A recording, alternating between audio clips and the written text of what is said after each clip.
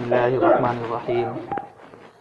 الحمد لله هادي إلى سبيل الرشاد ويهدي من يشاء إلى طريق السداد ويضل من يشاء إلى طريق الغي والفساد، والصلاة والسلام على رسوله الناصح الصادق الأنبياء والأمين وعلى آله وصحبه وذرياته وأهل بيته أجمعين، أما بعد. قال الله تبارك وتعالى في القرآن المجيد: من شر ما خلق ومن شر غاسق إذا وقب ومن شر النفاثات في العقد ومن شر حاسد إذا حسد. صدق اللہ العظیم. محترم حضرات، سامعین کرام، جیسا کہ آپ جانتے ہیں کہ پچھلے 2 ہفتے سے اس سورہ فلق کی تفسیر چل رہی ہے. جن 2 سورتوں کو اللہ رب العزت نے اس موقع پر نازل فرمایا تھا جس موقع پر آپ صلی اللہ علیہ وسلم کو ایک جادوگر نے جادو کر دیا تھا، اور اس جادو کے اثر کو ختم کرنے کے لیے اللہ کے نبی صلی اللہ علیہ وسلم پر ان 2 سورتوں کو اللہ رب العزت نے نازل فرمایا. 2 آیت کی تفسیر ہو چکی تھی. اللہ رب العزت نے آپ صلی اللہ علیہ وسلم کو حکم دیتے ہوئے فرمایا تھا کہ کہیے، پڑھیے کہ میں صبح کے مالک کی پناہ میں آتا ہوں تمام مخلوق کے شر سے. اس میں تو تمام چیزیں داخل ہو گئی. تمام مخلوق دنیا کے اندر جتنی بھی چیزیں ہیں، جن چیزوں کو اللہ رب العزت ہی نے پیدا فرمایا ہے، اور ان چیزوں کے اندر نقصان پہنچانے کی جو صلاحیتیں ہیں، ان تمام چیزوں سے میں پناہ چاہتا ہوں. لیکن آگے 3 چیزوں کو بطور خاص اللہ رب العزت نے علیحدہ سے ذکر کیا ہے، الگ سے ذکر کیا ہے کہ ان 3 چیزوں سے بدرجہ اولا اور بطور خاص پناہ مانگنی چاہیے. وہ 3 چیزیں کیا ہے؟ نمبر 1، من شر ومن شر غاسق اذا وقب. میں اندھیرا سے پناہ مانگتا ہوں جب وہ اندھیرا آ جائے. اندھیری رات سے پناہ مانگتا ہوں، اندھیری رات سے پناہ چاہتا ہوں آپ کی جب اندھیرا چھا جائے. اندھیری رات سے پناہ مانگنے کا حکم اس لیے کیا گیا ہے کیونکہ عام طور پر جادوگر افراد رات ہی کے وقت جادو ٹونا کیا کرتے ہیں. رات ہی کے وقت عام طور پر برائیاں آیا کرتی ہیں، رات ہی کے وقت جرائم ہوا کرتے ہیں، رات ہی کے وقت شیاطین اپنے شکاریوں کو تلاش کر انہیں نقصان پہنچاتے ہیں. آپ صلی اللہ علیہ وسلم کے قتل کی سازش بھی رات ہی کو کی گئی تھی، اور خبیث اور موذی چیزیں بھی راتوں ہی کو نکلا کرتی ہیں. چور، ڈاکو، لٹیرے بھی راتوں ہی کو نکلا کرتے ہیں عام طور پر. اس لیے کہا کہ اندھیری رات سے پناہ مانگنی چاہیے، اور پناہ مانگیے رات کے اندھیرے سے جب وہ چھا جائے. اس آیت میں ایک یہ تعلیم بھی دی گئی کہ اندھیرا ایک ایسی چیز ہے کہ اس سے پناہ مانگتے رہنا چاہیے اور احتیاط بھی کرنا چاہیے. احتیاط اس طور پر کہ ہمیں اندھیری رات میں کہیں باہر نہیں نکلنا چاہیے. بدرجہ خاص بطور خاص اپنی نوجوان لڑکیوں کو باہر نہیں بھیجنا چاہیے اندھیرے میں. اگر کوئی معصوم بچہ ہے تو انہیں اندھیرے کمرے میں نہیں سلانا چاہیے، اس کے پاس روشنی کا انتظام کر دینا چاہیے. یہ احتیاط بھی. اب اندھیرا تو ہم اس کو سمجھتے ہیں کہ دن چلی جاتی ہے، سورج غائب ہو جاتا ہے، اور جب رات آتی ہے تو اندھیرا چھاتا ہے، تو ہم اس کو اندھیرا سمجھتے ہیں اور اسی سے پناہ مانگنا چاہیے، پناہ مانگنی چاہیے. تو اللہ رب العزت نے تو مطلق کہا ہے، اللہ رب العزت نے عام رکھا ہے کہ اندھیرا سے پناہ مانگنا چاہیے. اب اندھیرا کی 2 قسمیں ہیں. ایک اندھیرا تو وہ جس کو ہم دیکھتے ہیں، دن گزرنے کے بعد جب رات آتی ہے اور اندھیرا چھاتا ہے تو اس سے بھی پناہ مانگنا ہے. اور ایک اندھیرا وہ جو ہمیں نظر نہیں آتا ہے لیکن وہ اندھیرا ہے. کفر کا اندھیرا، گناہ کا اندھیرا، شرک کا اندھیرا، غلط عقائد کا اندھیرا، نظریات کا اندھیرا، فسق و فجور کا اندھیرا، ان تمام اندھیروں کا دخول بھی اس آیت میں ہے۔ اس آیت میں یہ جو کہا گیا کہ اندھیرے سے پناہ مانگنی چاہیے، تو اندھیرا سے ایک وہ اندھیرا بھی جو رات کو چھاتا ہے، اور ایک وہ اندھیرا بھی جو کفر کا اندھیرا ہے، شرک کا اندھیرا ہے، عقائد کا اندھیرا ہے۔ اگر کفر ہو، عقائد ہو، شرک ہو، اور ان تمام چیزوں میں غلط چیزیں داخل ہوں تو ان تمام سے بھی پناہ مانگنی چاہیے۔ آج ہم اپنے ماحول کا جائزہ لیں سرسری طور پر، تو ایسا لگتا ہے کہ ہم اندھیرے میں مکمل طور پر گھر گئے ہیں۔ جگہ جگہ سے، جگہ جگہ پر شاید ہی کوئی وقت ایسا گزرتا ہو کہ کوئی نہ کوئی حرکت ہم سے ایسی سرزد نہ ہوتی ہو جس میں گناہ کا شائبہ ہو، گناہ کا شک ہو۔ مکمل طور پر ہم گھر گئے ہیں اندھیروں میں۔ دنیا ہماری دشمن بنی ہوئی ہے، ہمیں مٹانے کی کوشش کر رہی ہے۔ ایسے موقع پہ اسلام کا حکم یہ نہیں ہے کہ بیٹھ کر کے ہم سیاست پہ گفتگو کریں اور ان سیاسیات کی خبروں سے اپنی مجلسوں کو گرم کریں۔ اصل نتیجے پر پہنچنے کا پیغام ہے کہ اصل کیا چیز ہے، اصل ماجا اور ملوا کیا ہے۔ اصل ماوا اور ملجا، پناہ گاہ خداوند قدوس کی ذات ہے، اور خداوند قدوس فرماتے ہیں کہ اگر بندہ اندھیرے میں گھرتا ہے، چاہے وہ اندھیرا وہ ہو جو دکھتا ہے، چاہے اندھیرا وہ ہو جو نہیں دکھتا ہے، جیسے گناہ کا اندھیرا، شرک کا اندھیرا، بندہ جب گناہوں میں گھر جائے یا اندھیروں میں گھر جائے اور وہ اپنے اللہ رب العزت کو پکارتا ہے، تو اللہ رب العزت اندھیرے سے اس کو نجات دیتے ہیں، اندھیرے سے اس کو نجات دیتے ہیں۔ حضرت یونس علیہ نبی علیہ الصلوۃ والسلام کو مچھلی نے اپنے پیٹ میں لیا۔ حضرت یونس علیہ الصلوۃ والسلام مچھلی کے پیٹ میں تھے۔ سوچئے پانی کا اندھیرا، مچھلی کے پیٹ کا اندھیرا، کتنا گھناؤنا ماحول رہا ہوگا، سانس لینے میں کتنی دشواری ہو رہی ہوگی۔ جو سانس مچھلی کے ناک کے راستے سے اندر جاتی ہوگی، اسی سانس کو حضرت یونس علیہ الصلوۃ والسلام لے رہے ہوں گے، کیسی گھٹن ہو رہی ہوگی۔ لیکن اس گھٹن سے کے موقع پر حضرت یونس علیہ الصلوۃ والسلام نے اللہ کو آواز دیا، اللہ کو پکارا، تو اللہ نے حضرت یونس علیہ الصلوۃ والسلام کو اس اندھیرے سے نجات دلا دی۔ فنادى فی الظلمات اللہ الہ الا انت سبحانک انی کنت من الظالمین ونجیناہ من الغم، کہ جب حضرت یونس علیہ الصلوۃ والسلام نے اندھیرے میں مجھے پکارا تو میں نے اس کو غم سے اور ملال سے اور تکلیف سے نجات دے دی۔ تو آج ہم بھی اگر کسی اندھیرے میں گھرے ہوئے ہیں تو اللہ رب العزت نے تو علاج بتلا دیا ہے کہ میری پناہ مانگو، مجھ سے دعا کرو۔ اور ان اندھیروں میں سے سب سے بڑا اندھیرا گناہ کا اندھیرا ہے۔ اتنا بڑا اندھیرا، آیت سے تو یہ معلوم چل رہا ہے کہ اندھیرا نقصان پہنچاتا ہے، تبھی تو پناہ مانگنے کے لیے کہا گیا۔ لیکن یہ اندھیرا جو شام میں آتا ہے، دن چلے جانے کے بعد وہ اندھیرا آتا ہے، وہ اندھیرا اتنا نقصان نہیں پہنچاتا ہے جتنا نقصان وہ اندھیرا پہنچاتا ہے جسے گناہ کا اندھیرا کہتے ہیں۔ گناہ کا جو سب سے بڑا نقصان ہوتا ہے، سب سے بڑا نقصان گناہ کا، گناہ کرتے رہنے کا، کہ انسان کو عبادت کرنے میں طبیعت ہی نہیں لگتی ہے۔ اگر وہ چاہتا بھی ہے کہ ہم قرآن پڑھیں تو اس کی طبیعت ہی نہیں مائل ہوتی رہتی ہے کہ ہم قرآن پڑھیں۔ وہ تہیہ بھی کر لیتا ہے کہ ہمیں آج ظہر کے وقت سے نماز پڑھنی ہے، ظہر کے وقت مسجد جانا ہے، لیکن وہ مسجد نہیں آ پاتا ہے۔ خود وہ پریشان رہتا ہے کہ آخر میرے ساتھ ایسا کیوں ہو رہا ہے، ایسا کیوں میرے ساتھ ایسا کیوں ہو رہا ہے کہ اگر میں چاہتا بھی ہوں کوئی نیک کام کرنا، اچھا کام کرنا، تو دل پر بوجھی کے ساتھ کر تو لوں لیکن ہو نہیں پاتا ہے۔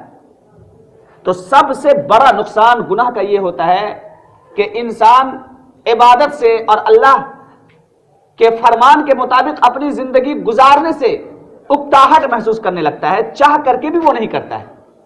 اور اس کو ختم کرنے کا علاج توبہ ہے، استغفار ہے۔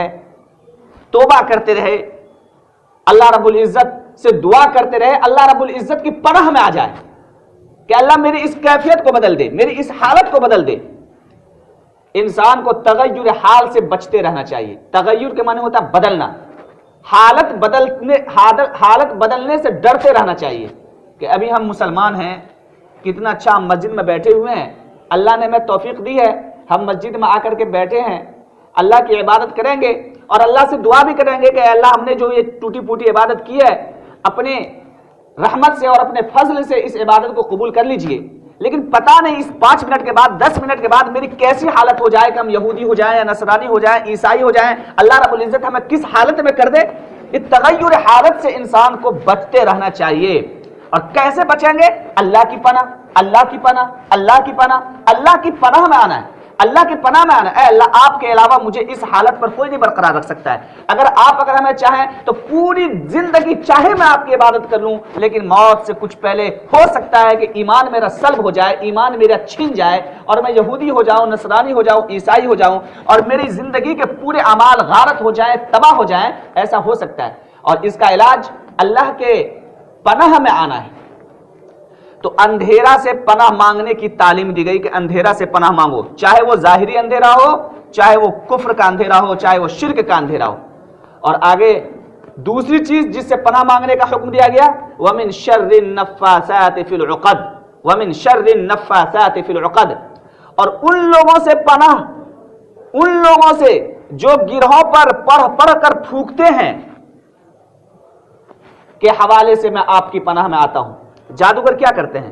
عام طور پر کوئی دھاگا لیتے ہیں، اس دھاگا میں گرہ لگاتے ہیں اور اس گرہ پر پھونکتے ہیں اور پھر اس دھاگا کو باندھتے ہیں، جیسا کہ میں نے واقعہ سنایا تھا آپ صلی اللہ علیہ وسلم کے جادو کا، کہ اس پر بھی جو لبید ابن عاصم نے جادو کیا تھا تو اس کا طریقہ بھی یہی تھا کہ ایک دھاگا پر گرہ لگا کر اس میں پھونک مارا تھا اور پھر اس پھونک کو گرہ میں باندھ دیا تھا اور جس سے جادو کا اثر ہو گیا تھا۔ تو اللہ رب العزت تعلیم دے رہے ہیں کہ آپ پڑھا کیجئے صبح و شام، اور آپ پڑھا کیجئے ان صورتوں کو کہ اے اللہ میں پناہ چاہتا ہوں آپ کی ان لوگوں سے جو دھاگوں پر پڑھ کر پھونکتے ہیں، یعنی جادوگر سے میں پناہ چاہتا ہوں۔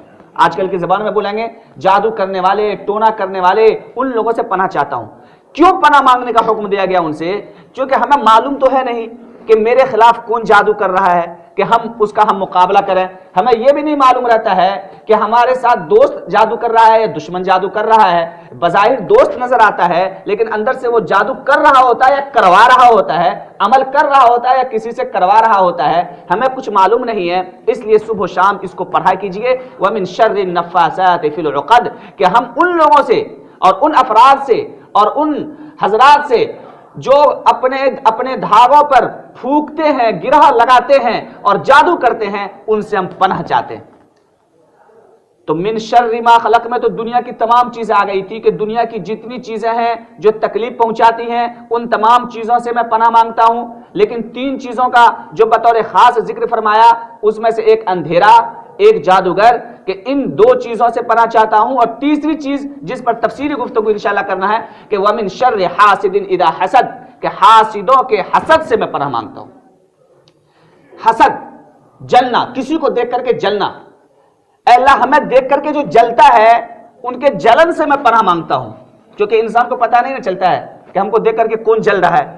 تو حاسدوں کے حسد سے حفاظت کرنے والے آپ ہی کی ذات ہے، لہٰذا ہم آپ کی پناہ میں آتے ہیں۔ حسد کہتے ہیں جلنے کو، کسی کو دیکھا میرے پیٹ میں درد ہونے لگا۔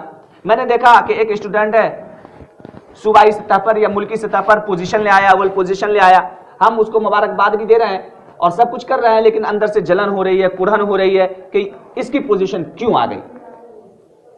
ہم نے دیکھا کہ ایک آدمی بہت زیادہ مقبول ہو رہا ہے، بہت زیادہ مشہور ہو رہا ہے، اب ہمارے دل میں جلن ہونے لگا، ہمارے دل میں کڑھن ہونے لگا، اسے کہتے ہیں حسد۔ ایک آدمی کے پاس پیسہ بہت زیادہ آ گیا، اب دماغ میں یہ بات آنے لگی کہ ان کے پاس پیسہ کیوں اتنا زیادہ ہے، کیوں پیسہ ان کے پاس آ گیا، اب دل میں ہم جلنے لگے، کڑھن کرنے لگے، حسد کرنے لگے، اسے کہتے ہیں حسد۔ 2 دکاندار ہیں، ایک کی دکان یہاں پر ہے، دوسری کی دکان وہاں پر ہے، اب دوسرے کے دکان پر گاہک زیادہ جا رہا ہے، اب یہ دکاندار بیٹھ کر کے جل رہا ہے کہ آخر اس کے پاس گاہک اتنا زیادہ کیوں آ رہا ہے۔ اب گاہک کو کہہ رہے ہیں کہ اگر کتنا میں یہ سامان لیے، اس نے کہا 250 میں، کہا اگر آپ میرے یہاں لیتے تو میں 150 میں دے دیتا آپ کو، اگرچہ وہ سامان 150 میں دیے جانے کے لائق نہیں ہوتا ہے، لیکن چونکہ جلن اس کو ہو رہی ہوتی ہے، حسد ہو رہا ہوتا ہے، تو وہ ایسی عملی کاروائی کرنے کی کوشش کرتا ہے، اسے کہتے ہیں جلن۔ اس کے 3 درجات ہیں کسی کو دیکھ کر جلنے کے۔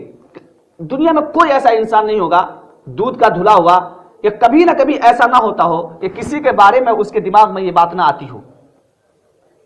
کوئی ایسا انسان نہیں ہے. نبی کو چھوڑ دیجئے، وہ تو معصوم عن الخطا ہوتے ہیں، اس کے علاوہ دنیا میں کوئی ایسا انسان نہیں ہوتا ہے کہ زندگی کے کسی نہ کسی موڑ پر، زندگی کے کسی نہ کسی مرحلے پر ان کے دماغ میں یہ نہ بات آتی ہو کہ آخر اس کے ساتھ ایسا کیوں ہوا. چاہے غیر اختیاری طور پر، غیر اختیاری طور پر بھی، ایک تو اختیاری، ایک ہے غیر اختیاری. کبھی کبھی ایسا ہوتا ہے کہ غیر اختیاری طور پر ہم نے دیکھا کہ اس کی پوزیشن آ گئی، تو نہ چاہتے ہوئے بھی غیر اختیاری طور پر دماغ میں یہ بات آ جاتی ہے کہ آخر اس کے پاس کیوں مال آ گیا، اس کی پوزیشن کیوں آ گئی، یا وہ اتنا مشہور کیوں ہو گیا. یہ غیر اختیاری طور پر ہے، اختیار نہیں ہے ہمارا. نہ چاہتے ہوئے بھی میرے دل میں یہ جلن ہے، نہ چاہتے ہوئے میرے دل میں یہ حسد ہے، غیر اختیاری ہے.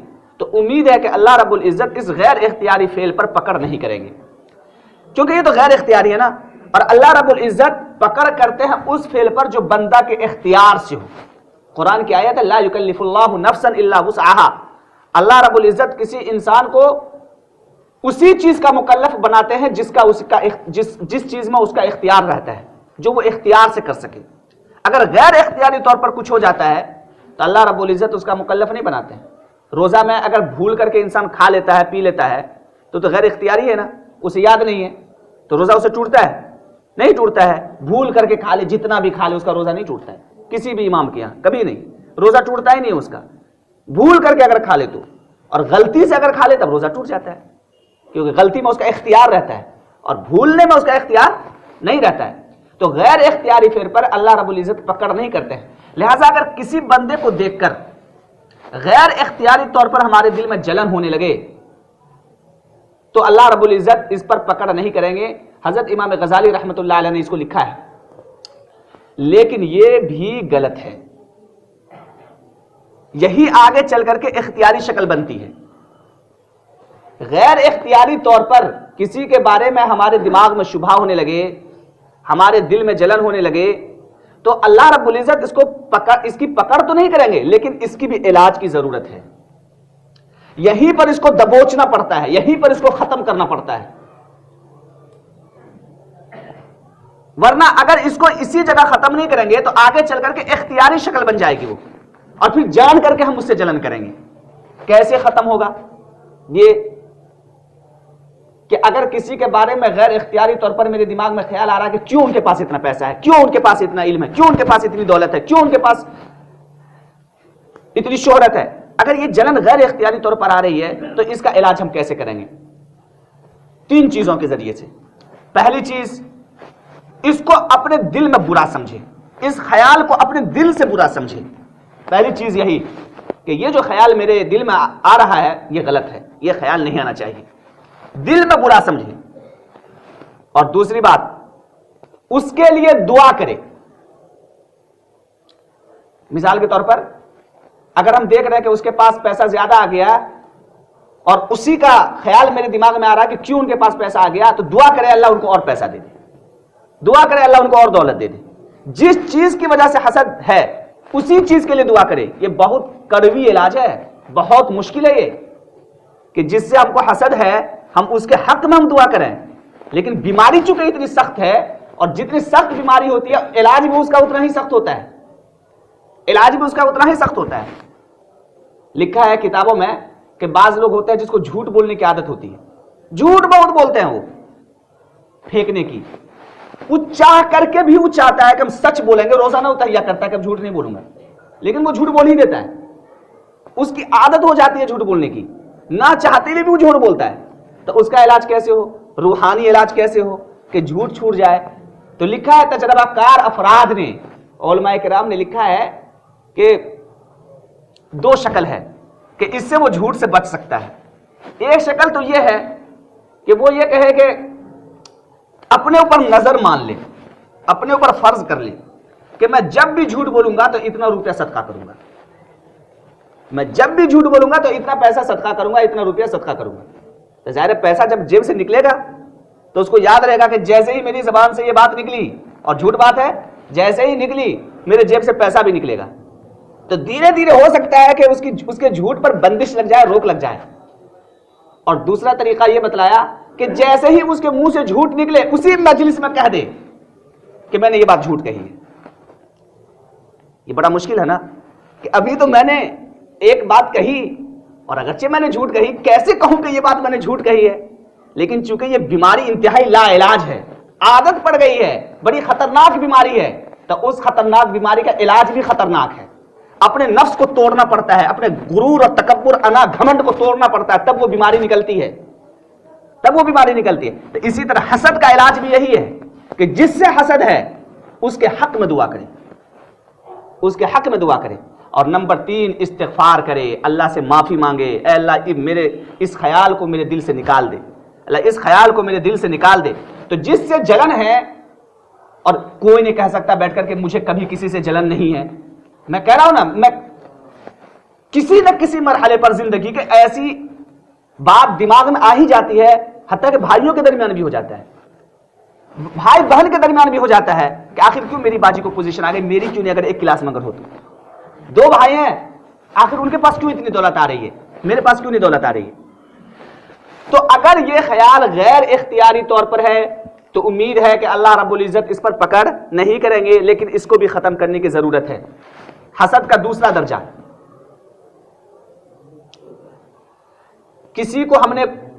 کسی کے پاس ہم نے کوئی نعمت دیکھی اور دماغ میں یہ بات آ گئی کہ دماغ میں یہ جلن ہونے لگی. پہلے تو صرف جلن ہو رہا تھا کہ ان کے پاس کیوں آ رہی ہے، اور غیر اختیاری بھی تھا. دوسرا درجہ کہ کسی کے پاس ہم نے کوئی نعمت دیکھی، مجھے حسد ہونے لگا اور دماغ میں یہ بات آ گئی کہ وہ نعمت اس سے ختم ہو جائے. ہم نے دیکھا کہ کسی کی شہرت ہو رہی ہے تو جلن ہونے لگی اور دماغ میں یہ بات آنے لگی کہ اس کی شہرت ختم ہو جائے. ہم نے دیکھا کہ کسی کو دولت مل رہی ہے، ہم کو اس سے جلن ہونے لگی اور ذہن میں یہ بات آنے لگی کہ اس کی یہ دولت ختم ہو جائے. جو نعمت اس کو ملی ہے اس نعمت کے ختم ہونے کے ہم متمنی ہو جائیں، متلاشی ہو جائیں کہ اس کی نعمت ختم ہو جائے. پہلی شکل میں یہ نہیں تھا، پہلی شکل میں یہ تھا کہ صرف غیر اختیاری طور پر دماغ میں خیال آ رہا تھا کہ کیوں اس کے پاس اتنی دولت ہے. ہم یہ خواہش نہیں کر رہے تھے کہ اس کی دولت ختم ہو جائے. لیکن دوسرا جو درجہ ہے حسد کا، اس میں یہ ہوتا ہے کہ دماغ میں خواہش ہونے لگتی ہے کہ اس کی وہ نعمت ختم ہو جائے. تو یہ گناہ ہے اور اس پر اللہ رب العزت پکڑ کریں گے. یہ گناہ ہے کہ ہم نے دیکھا کہ بہت مالدار ہو رہا ہے وہ، اب ہم دماغ میں یہ بات آ گئی کہ کیوں نہیں اس کی دولت ختم ہو جا رہی ہے، ختم ہو جائے، میرے برابر میں آ جائے، حسد ہونے لگے. تو یہ گناہ ہے. یہ اللہ رب العزت سے معافی مانگنے سے معافی مل جائے گی. لیکن حسد کا جو تیسرا درجہ ہے وہ بہت خطرناک ہے. حسد کا تیسرا درجہ یہ ہے کہ ہم نے کسی کے پاس کوئی نعمت دیکھی، دماغ میں جلن ہونے لگا، دل میں حسد ہونے لگا، اور پھر اس کی نعمت کو ختم کرنے کے لیے ہم نے عملی کارروائی شروع کر دی. دوسری شکل میں اس کی نعمت کو ختم کرنے کی ہم خواہش مند تھے، کوئی کارروائی نہیں کر رہے تھے. اور تیسری شکل میں ہم نے اس کی نعمت کو ختم کرنے کی کارروائی شروع کر دی. آفس میں ایک آدمی اپنے باس کا بہت زیادہ مقبول ہے، اب دماغ میں حسد ہونے لگا، اب اس کی مقبولیت کو ختم کرنے کے لیے باس کے پاس جا کر کے بار بار شکایت کر رہے ہیں، ان کی غیبت کر رہے ہیں، چغلی کر رہے ہیں کہ کسی طریقے سے ان کی مقبولیت ختم ہو جائے.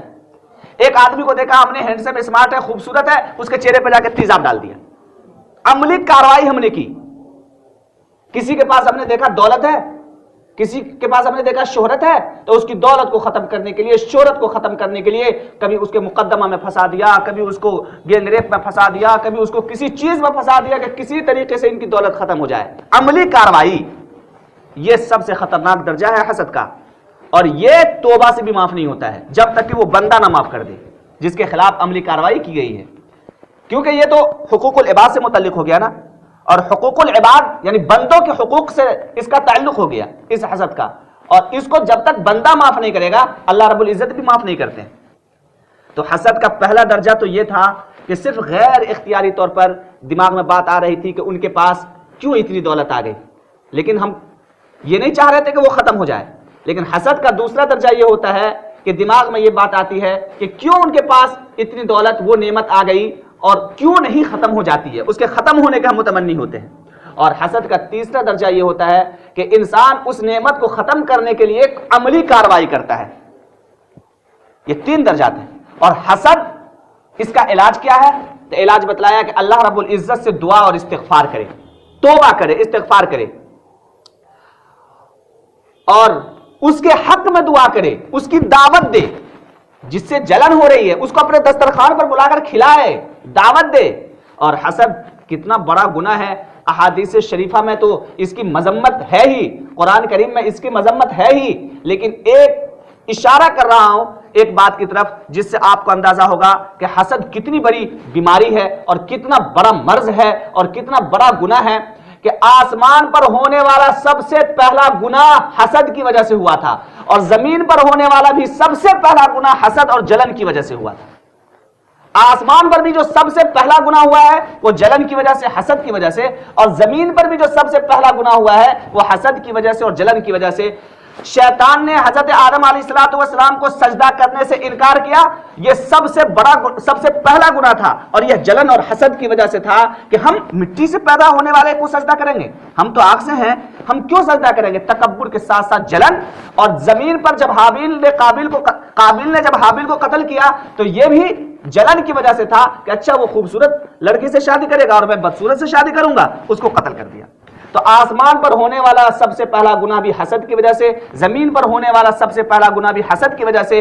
اس سے اس کی مذمت کا اندازہ کر سکتے ہیں کہ حسد بہت ہی خطرناک بیماری ہے، اور اس کے ختم کرنے کی یہی 3 شکلیں ہیں کہ دل میں خیال، آنے والے خیال کو برا سمجھے کہ میرے دل میں جو یہ خیال آ رہا ہے انتہائی غلط خیال ہے۔ نمبر 2، اللہ رب العزت سے دعا اور استغفار کرے کہ اے اللہ میرے دل سے اس خیال کو نکال دے، میرے دل میں جو حسد ہے، میرے دل میں جو جلن ہے، اس جلن کو ختم کر دے، اس حسد کو ختم کر دے۔ اور نمبر 3، جس آدمی کے بارے میں حسد ہو رہا ہے اس آدمی کے حق میں دعا کرے۔ تو حسد بہت بڑی بیماری ہے، اس لیے اللہ رب العزت نے کہا کہ پناہ مانگیے حاسدوں کے حسد سے، جلنے والوں کی جلن سے، کیونکہ انسان کو معلوم نہیں رہتا کہ ہم کو دیکھ کر کے کون جل رہا ہے، اللہ رب العزت ہی جانتے ہیں اس کے دل کو، اس لیے کہا وَمِن شَرِّ حَاسِدٍ إِذَا حَسَدَ، کہ حاسدوں کے حسد سے پناہ مانگیے۔ اس سورت کی تفسیر مکمل ہوئی مختصراً، پچھلے ہفتہ چونکہ ایک ہی آیت کی تفسیر ہوئی تھی، اس طریقے سے وقت بہت لگ جاتا، میں نے مختصراً تفسیر پیش کی ہے کہ اللہ رب العزت نے فرمایا ہے کہ 3 چیزوں سے مجھ سے بطور خاص پناہ مانگو، کہ ایک تو جب اندھیرا چھا جائے تو اندھیرا سے پناہ مانگو، جادوگروں سے پناہ مانگو، حاسدوں کے حسد سے پناہ مانگو، اور پھر دوسری سورت قل اعوذ برب الناس جب انشاءاللہ اگلے ہفتہ سے شروع ہوگی تو اس میں فرمایا گیا ہے کہ شیطان کے وسوسے سے پناہ مانگو، انشاءاللہ اس پر آئندہ ہفتہ گفتگو ہوگی۔ اللہ رب العزت سے دعا کیجئے کہ اللہ تعالی ہمیں کہنے سننے سے زیادہ عمل کرنے کی توفیق عطا فرمائے۔ ربنا تقبل منا انک انت السمیع العلیم وما توفیقی الا باللہ وآخر دعوانا ان الحمد للہ رب العالمین۔